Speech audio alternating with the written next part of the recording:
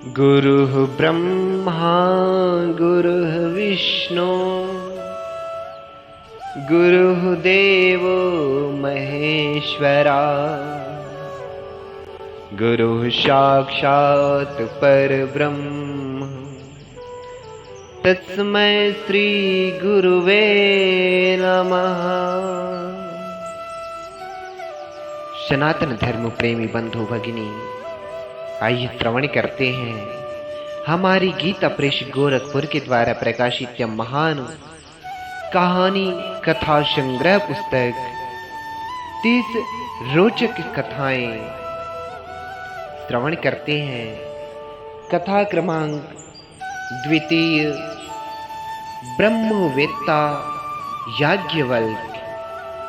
आइए जानते हैं जिस याज्ञवल्क जी के बारे में हम संक्षेप में श्रवण करते हैं श्री रामचरितमानस में, उन्हीं के बारे में यहाँ पर हम कुछ विशेष ज्ञान की बात श्रवण करते हैं। महर्षि याज्ञवल्क का शास्त्र ज्ञान और ब्रह्म ज्ञान अपूर्व है। याज्ञवल्क के वंशज होने के कारण इनका नाम याज्ञवल्क्य पड़ा।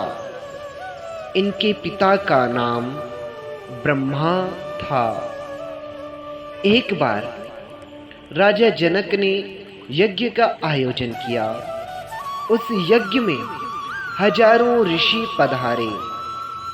राजा जनक ने यह जानना चाहा कि उपस्थित ऋषियों में सर्वश्रेष्ठ ब्रह्मज्ञानी कौन है।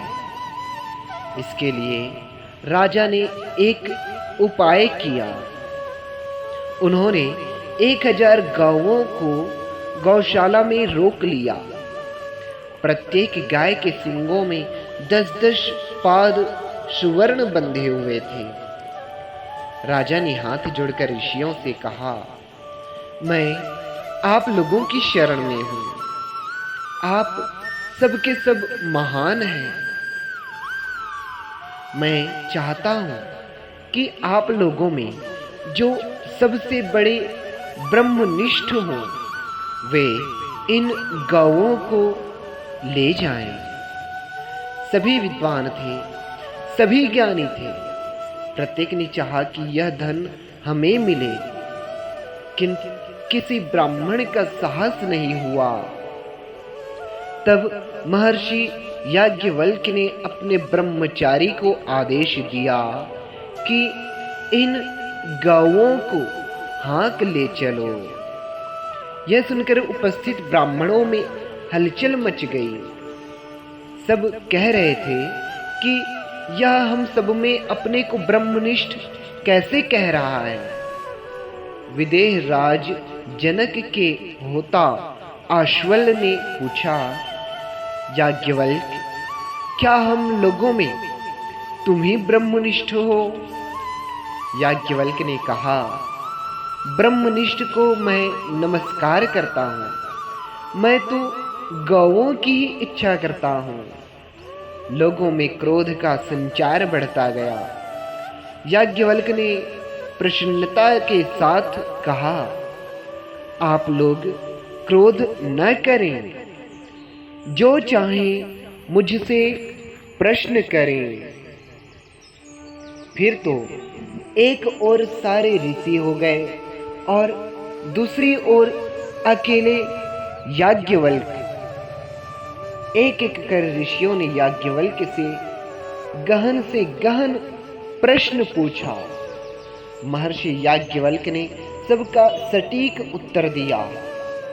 उसके बाद याज्ञवल्क जी की बारी आई। इन्होंने पृथक पृथक प्रश्न पूछे, किंतु उनमें से एक ने भी कोई उत्तर नहीं दिया।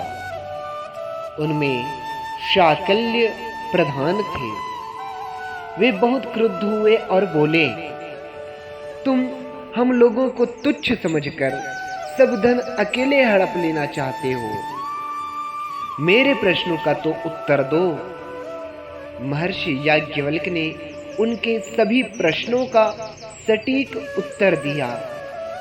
याज्ञवल्क जी उत्तर देते जाते और शाकल्य भिन्न भिन्न प्रश्न पूछते जाते। तब याज्ञवल्क जी ने कहा, तुमने तो हजारों प्रश्न कर लिए, पर अब तुम मेरे एक प्रश्न का उत्तर दो। याज्ञवल्क जी के उस गहन प्रश्न का समाधान न हो सका, अतः शाकल्य वहीं ढेर हो गए। तब सब लोग डरकर चुप हो गए। प्रश्नोत्तर समस्या के समाधान के लिए होना चाहिए, विवाद के लिए नहीं। शाकल्य को उत्तर पाकर संतुष्ट होकर सत्य वस्तु को मान लेना चाहिए था, क्योंकि वाद सत्य अर्थ के बोध के लिए ही होता है। इस कथा से यह शिक्षा मिलती है कि वाद से जब सत्य का पता लग जाए तब उसे झट स्वीकार कर लेना चाहिए, भले ही उससे अपना पुराना मत खंडित होता हो। सनातन धर्म प्रेमियों, सत्य वचन है कि यदि हमें एक ही बार में किसी समस्या का समाधान हो जाता है तो उस पर बार बार शंका करना अर्थात प्रश्न करना उचित नहीं होता। यह कथा जो है वायु पुराण से ली गई है। अगली कड़ी में हम फिर और नई कथा श्रवण करेंगे। तब तक के लिए जय श्री राम, जय श्रीमन्नारायण, जय श्रीमन्नारायण।